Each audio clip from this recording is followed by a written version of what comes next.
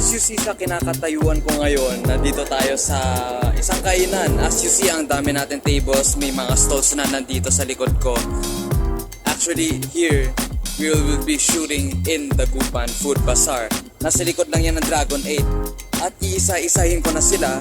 And all of these vlogs that I shoot for, it is also posted in TikTok. Ngayon, after this introduction, ipapakita ko na sa inyo kung paano ko sila pinopromote isa-isa, from the viral foods that I've shown until to the small business that was shown in each of the sides here in the Dagupan Food Bazaar, or the Tondo Eats Dagupan Food Bazaar. Now let's proceed to my compilation of videos.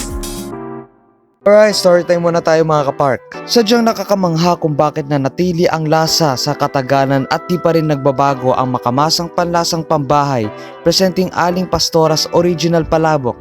This 8-decade-old recipe is the first to sell palabok in Quiapo, and their first branch is located beside the Quinta Market and Fishport, which is a food court called Lutong, Maynila. Even before, plano na talaga nila magkaroon ng isa pang mas maayos na branch that caters to a lot of people who wants to stay and relax for quite some time. And dito na siya sa Tondo Eats Dagupan Food Park. The amount of serving never changed and very affordable pa rin siya base pa lang sa itsura. I wanna also add to my another experience for I came to this place once in Quiapo at nakita ko talaga ang kondisyon nila sa loob at tiyak ng daming tao at sa bandang likod sila ng market. Matindi ang init, most especially to the workers. And sa wakas dito nyo na masusubukan ng palabok kahit magpasama pa kayo ng marami. First and foremost, the definition of homemade. Una sa lahat, overload sa toppings. Check! Una din sa lahat, yung mga flavors dito, balance. Check! Tapos ano pa dito? Very unique siya compared to the other palabos kasi diba nilalagay dito is pork or chicken. Sa inasal baka nilalagay doon is chicken oil. This one, having the toppings of squid, tapos original palabok pa to. Since 1939, if I'm not mistaken, itong palabok na to, hanggang ngayon, unique pa rin sa panlasa ko. Di ba, madalas kasi ang mga squid nilalagay dyan sa mga pansit malabon. Ito palabok, tapos may squid ka pa. San ka pa? Ito na. What's up mga kapark? Let's first do a story time about Biryani King. Nagsimula si Abdo as the owner of the restaurant by placing the meals in a microwave container, selling these just on the street in Tondo. At nung nag-viral ito, biglang pinuntahan to ng mga vloggers, and one of the owner's close friend that have been vlogged 5 times already ay si Sarap Manila TV, followed by others like Farm to Table, May Puhunan, and Pera Paraan. And biruin mo naman, 2 years ago since nauso na ang halagang 100 pesos ang chicken biryani nila, hanggang ngayon 100 pesos pa rin, at nagdagdag pa sila ng ibang putahe including samosa, mombar, shawarma, macaroni salad, and more. Now they have 2 restaurant branches, one from Tondo and one from here sa Dagupan Food Park. Now let's try their best of the best chicken biryani. My definition of this biryani can be just like sa Jollibee. Alam mo, ibig sabihin doon, langhap, sarap.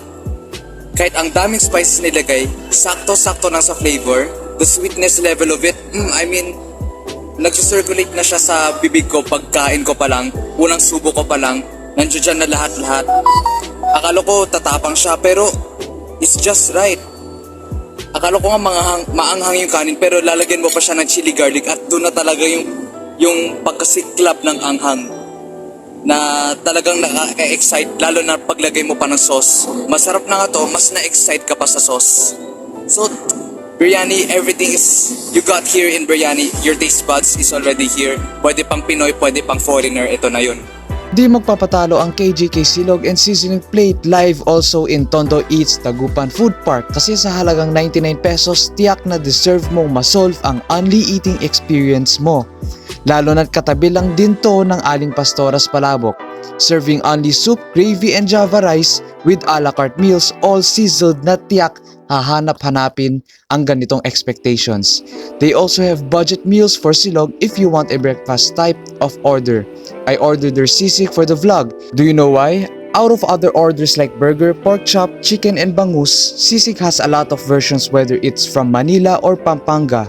Either way, it makes such a great complement and enhancement in Filipino cuisines. This one on the other hand brought so much flavor in the first place, as in mapapadami ang kain mo ng kanin, kaya it's really a great idea to have it only rice. The fat also is chewable, pero ang amount of meat ay tamang-tama lang sa portion.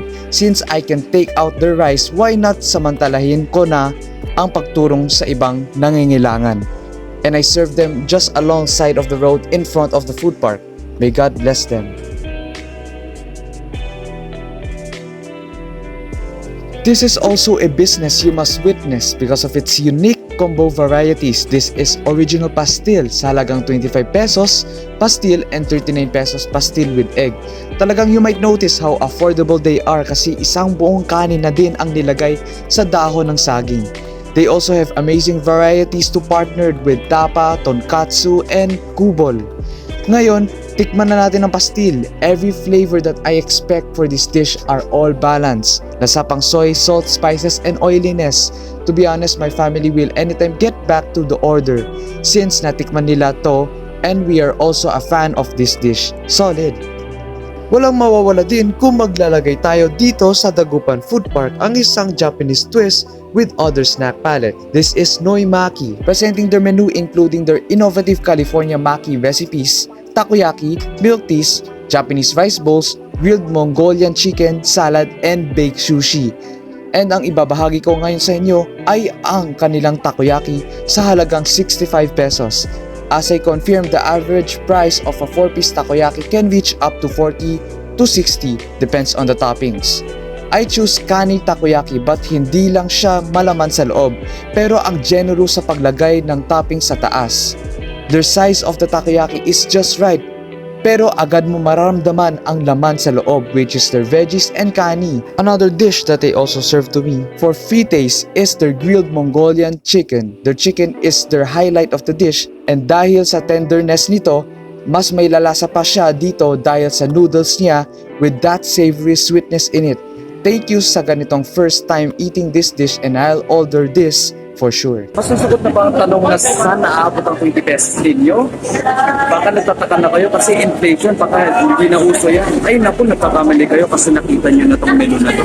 Puro 20 pesos ang mga varieties na nandyan. Paano ba naman to sisikat kagaya ng ibang blooming business kung ang pinakita dito ay sasakto sa 20 pesos ninyo? Presenting 20 Meal Kitchen, which have meals ranging from 20 pesos from rice meals, desserts, fruit tea, milk tea, and fries. Their target is to set to be for students na kahit papano kung anong status mo man as a student, you can afford anything on your baon. I ordered embutido with rice, and just that the rice is cooked well, pinatuyo din na maigi ang embutido after it is deep fried. The brand that they bought for their ulam are of good quality. And as you see, even though it is very simple, the quality still matches its expectations. At dahil sobrang sulit ang kain ko, dumagdag pa ako ng order for the charity for the church of the children that they take care of. Double blessing ako ngayon. Thank you, I help the children, and the same time I share my act of kindness to the church. All the way from Tondo Eats Dagupan Food Park also collab with Noki Maki. As for One Management, this is MJM16 presenting their different innovative approach for their own version of tuna recipes. Alright, at talaga naman din mga kapark, they really accompany me to try out their dish that isn't on the menu, presenting kinilaw na tuna. At naku naman, pagtikim ko nito, all the powerful sauces fill up my energy, sour and spicy at the same time. Yung tuna, grabe, kahit fresh, kuwang-kuwa pa rin ang texture na gusto ko. Also try out their tuna ulams with java rice, their version of burger and steak, and appetizers as well. And now we will do a taste check for Bicol Express. Very chunky ang tuna with mild spice, but the rice is way different. Akala ko normal java rice lang siya pero parang yung salted rice. Imagine it is a chicken egg na naging salted egg, ganun din sa rice. As Jessica said, very makasalanan pero in the end masarap pa rin siya. Bago lang sa taste buds pero the aftertaste makes it buttery and savory. Ayan, tapos na ang ating YouTube compilation natin for each of the business that I promote, either viral or small business. Ngayon na dito tayo sa likod pa ng Dagupan Food Bazaar. Extend pa yan. Ito yung na-vlog ko sa kabila. Tapos ito pa yung susunod na magbubukas next year. So, abangan nyo ang part 2. I'll count on that part 2. Meron yan.